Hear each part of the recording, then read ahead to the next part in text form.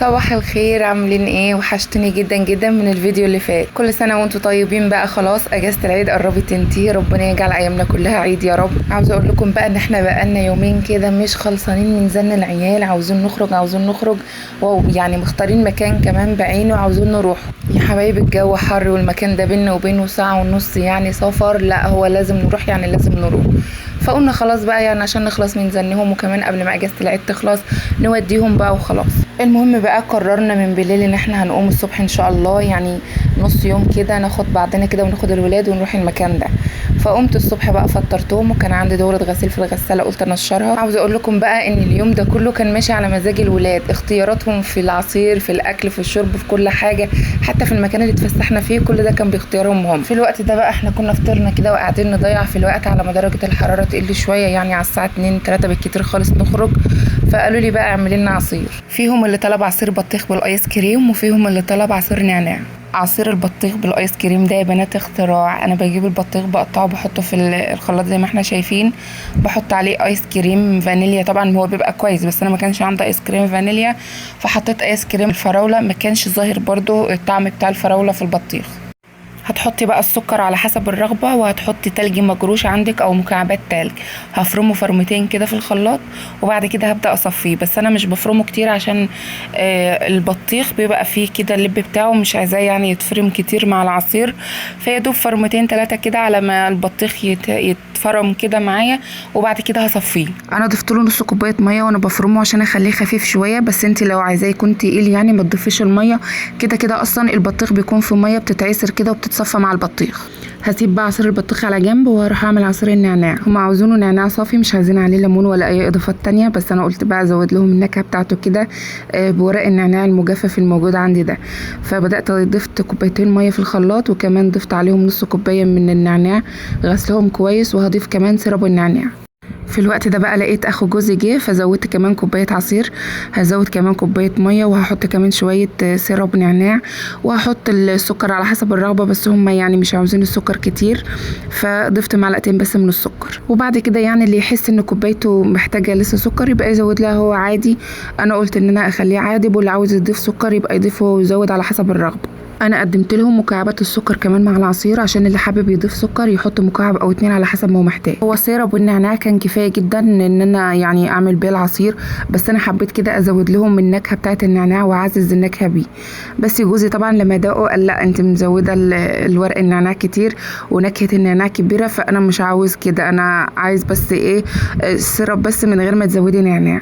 فروحت عملت له هو بقى كوبايه كده لوحده يعني مخصوص كده من غير ما احط له نعناع، اكتفيت بالسيرب بس وكمان بالسكر. هجهز بقى لاحباب الله البطيخ بالايس كريم، هصب لهم بقى العصير بتاعهم. عاوزه اقول لكم بقى ان هم في الوقت ده مش فارق معاهم الجو حر او مش حر، هم عاوزين يخرجوا يعني عاوزين يخرجوا. يا حبايبي اصبروا على ما الجو كده يكون كويس ودرجه الحراره تقل شويه، لا عاوزين نخرج دلوقتي يا بابا. فقعدت بقى اضيع لهم في الوقت شويه عصير شويه ايس كريم. المهم ان انا يعني ايه ضيعت في الوقت كده على ما درجه الحراره قلت، وبعدين لبسنا وخرجنا. كانوا عاوزين كمان ايس كريم على وش البطيخ، يعني مش مكتفيين كمان بالايس كريم اللي انا هرسته كده وفرمته في الخلاط، لا عايزين كمان على وش العصير. قلت لهم حاضر النهارده كله لكم، فانا همشيه كله على مزاجكم. عصير النعناع بقى هحط كده في كل كوبايه ورقتين نعناع مجفف، يعني بتخلي الشكل حلو كده، وكمان مكعبين 3 كده تلج في كل كوبايه عشان خاطر يخلي العصير يكون ساقع معايا ومشبر كده وطعمه حلو.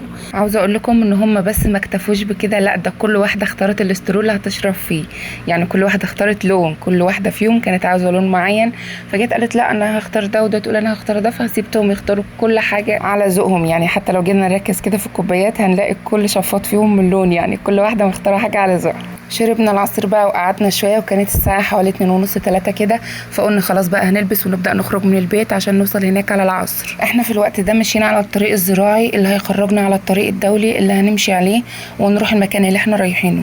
يعني احنا بينا وبين بلطيم تقريبا اقل من نص ساعه، ويمكن يعني لو سرعه العربيه قليله شويه يبقى نص ساعه. حاليا بقى احنا كنا يعني قريبين من بلطيم، فضل لنا زي 10 دقايق ونوصل بلطيم. طول الطريق بقى واحنا ماشيين جناين كده ونخيل، يعني منظر جميل جدا. هي اصلا يعني بلطيم مشهوره كده بزراعه الخضار والفاكهه. ده طبعا غير شهرة بلطيم بمصيفها، يعني لجانب كده المصيف. فبصراحة يعني عندهم زراعة خضار وفاكهة جميلة جدا وعلى مستوى عالي جدا. هنا بقى كنا وصلنا خلاص، يعني في الوقت ده خلاص هنمسك الطريق الدولي بقى اللي هيوصلنا المكان اللي احنا هنروحه. في الوقت ده كان بقالنا نص ساعة بالظبط خارجين من البيت. بعد كمان نص ساعة من خروجنا كده على الطريق الدولي كنا وصلنا مارينا دلتا. بصراحة يعني مارينا دلتا دي جميلة جدا، ما تفرقش حاجة عن مارينا الساحل الشمالي يا بنات.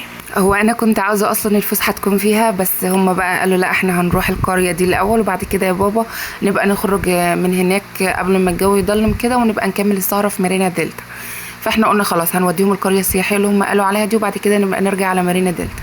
في الوقت ده بقى كان البحر باين كده من على الطريق، منظر جميل جدا كده ونسايم الهواء بتاعه البحر جايه علينا كده، الهواء نفسه يرد الروح. يعني مجرد ما خرجنا كده على الطريق الدولي ده واحنا حسينا بقرب الهواء بتاع البحر مننا، يعني البحر قريب خالص، احنا مشينا على الطريق شايفينه. هنا بقى كان فاضل على جمصة 23 كيلو. يعني احنا الاول قابلنا بلطيم وبعد كده لما خرجنا على الطريق الدولي بتاع بلطيم اول حاجه قابلناها مارينا دلتا، بعد كده بقى المنصوره الجديده وجامعه المنصوره الجديده. بصراحه البلد فيها شويه بنيه تحتيه جميله جدا، من ضمنهم جامعه المنصوره الجديده والمنصوره الجديده كلها. دي جامعة المنصورة والجامعة الأهلية، وكمان في هناك مترو بيتعمل عشان يربط جامعة المنصورة الجديدة بجامعة المنصورة القديمة، يعني يربط المنصورة الجديدة بالمنصورة القديمة. دي كمان بوابة الجامعة بتاعة المنصورة، يعني هي لسه كلها تحت الإنشاء، فيها لسه إنشاءات بتتعمل لسه ما اكتملتش، بس بصراحة يعني المنظر العام كده من على الطريق جميل جدا. دي بقى دخلت جمصة، دخلت المصيف بتاع جمصة، يعني هنا كده ده دخلت المصيف بتاع جمصة. هنا بقى كنا خلاص وصلنا المكان اللي احنا رايحينه. لو كملنا على نفس الطريق ده هيبقى بعد كده دمياط الجديدة. قرية الناقر هي قرية سياحية زونطوطة كده، يعني على قد الغلابة، هي مش سياحية يعني بمعنى الكلمة، بس هي يعني في حدود الناس المتوسطة الحال، يعني كويسة وفي نفس الوقت برضو يعني اتبسطنا فيها. اكتر حاجة بتعجبني عندهم ان المطاعم هناك على شكل خيم كده، بتدخل الخيمة اللي انت عاوزاه وبتطلب الاكل اللي انت عاوزاه، وكمان الخيمة مجهزة فيها مراوح وفيها كشافات طبعا عشان لو احنا بالليل او كده، والمكان مستقل، يعني كل خيمة مستقلة بنفسها، تقدري تقعدي براحتك انت وولادك. واجمل ما في الموضوع ان هو مجهز جدا يعني مستويات كويسة جدا تخدم العائلات. في الوقت ده بقى كانوا الاولاد جاعوا جدا، فقعدنا كده ادينا لهم المنيو، وهم كمان اللي اختاروا الاكل على ذوقهم، واحنا يعني اكلنا اللي هم طلبوا لنفسهم وطلبوا لنا كمان على ذوقهم.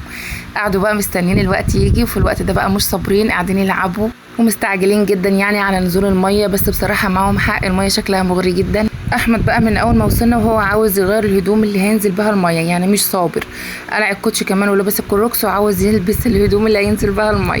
يا حبيبي اصبر على ما ناكل، يقول لا انا محتاج الميه يا ماما. مع حق والله، يعني هو الجو حر بصراحه والميه شكلها مغري. المهم بقى في الوقت ده كان بدأ الغدا ينزل كده، وبصراحه ما تاخروش علينا خالص بتجهيز الاكل، والعيال برضو مش صابرين عايزين ياكلوا بسرعه برضو عشان ينزلوا الميه. المهم بقى في الوقت ده كنا اتغدينا والعيال لبسوا كمان الهدوم اللي هينزلوا فيها الميه. واول ما رحنا على البسين انا ما شفتش ولادي، تعوا في وسط العيال، قعدوا يعوموا شويه كده في البسين، وبعد كده قالوا يا بابا احنا هنخرج من البسين نتزحلق شويه وبعد كده نرجع تاني. جم هنا بقى قعدوا يتزحلقوا شويه كده لحد ما هبطوا من هنا ورجعوا تاني البسين. اللعبه دي اسمها شلال، ميزتها كده ان هي بتهبط العيال تخليهم يناموا من المغرب. كان في العاب تانية بس كانت خطر عليهم ومش مناسبه لسنهم، فكنا بقى بنحاول على قد ما نقدر كده ان انا وباباهم نقنعهم بالالعاب دي، كانت مناسبه لهم جدا وما كانتش خطر عليهم.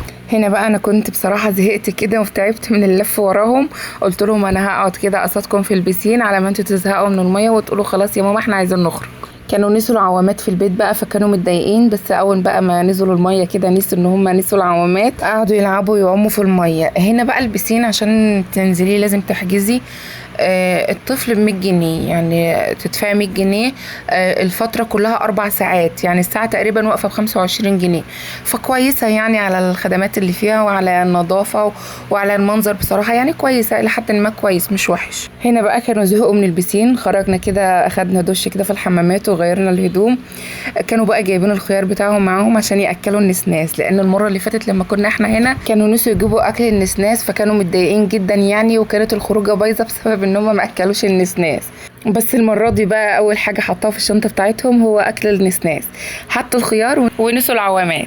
في الوقت ده بقى قلنا هنخرج كده من هنا وبعد كده نروح نكمل السهره في مارينا دلتا، فهنخرج بدري يعني عشان نلحق الوقت بدري. هو للاسف يعني الخروجه ما كملتش وما رحناش مارينا دلتا لسبب هقول لكم عليه دلوقتي، بس يلا يعني قدر الله وما شاء فعل، وان شاء الله المره الجايه نروح مارينا دلتا. ده المكان اللي كنت بقول لكم عليه بيتجهز انه يكون في مترو يربط المنصوره الجديده بالمنصوره القديمه. السبب بقى اللي ما خلاش الخروجه كملت هو ان احنا بعد ما خرجنا كده من قريه الناقر ومشينا دقيقه او 2 لقينا في مشكله في المرايه بتاعه العربيه، يعني المرايه دي اتكسرت ووقعت. فجوزي يقول لي لا ما تشغليش بالك، هنكمل السهره ونروح في مارينا دلتا اخر الليل. وانا اقول له لا انت هتمشي زي بمرايه واحده، ممكن لا قدر الله يحصل حاجه او كده. يا بنتي احنا لسه هنا ما تقلقيش، انا اقدر ان انا امشي بمرايه واحده. وانا بصراحه يعني صممت وكنت خايفه جدا بصراحه، انا يعني بخاف من السواقه بالليل وكمان خصوصا ان مفيش مرايه، فدي حاجه كانت قلقاني جدا. قاعدين بقى بنتفاوض كده من اول ما خرجنا من المكان اللي كنا فيه لحد ما عدينا كمان مارينا دلتا، وهو يعني راجع نفسك خدي القرار صدقيني ما تقلقيش، وانا اقول له لا. فالمهم يعني استقرينا على ان احنا هنروح النهارده، حتى يعني نروح البيت بدري كده ونرتاح وبعد كده نبقى نيجي يوم تاني. بس الخروجه بقى المره دي هتكون لنا احنا بس، مش هتكون للولاد. هنروح مارينا دلتا وكمان هشتري الحاجات اللي كان نفسي اشتريها من المحلات بتاعه مارينا، وان شاء الله يعني الخروجه باذن الله تتظبط اكتر من كده المره الجايه، يكون صلح المرايه كمان ونكون مطمنين اكتر من كده. وخصوصا يعني ان الوقت يعني او المسافه مش بعيده من بيتنا لحد مارينا دلتا، وكمان المكان اقرب من قريه الناقر اللي كنا فيها، فيعني مش هناخد وقت كتير لحد ما نوصل هناك. المهم بقى يومنا لحد هنا كان خلص وروحنا بيتنا الحمد لله بالسلامه. يعني فسحه بسيطه كده انا بسميها فسحه الغلابه. المكان بصراحه كان كويس والفسحه كانت كويسه، وفي اماكن كتيره جدا عندنا نقدر نتفسح فيها برضو يعني اسعار اقتصاديه. ان شاء الله نتقابل في فيديو جديد وفسحه جديده، بس ما تنسيش تعملي لايك للفيديو.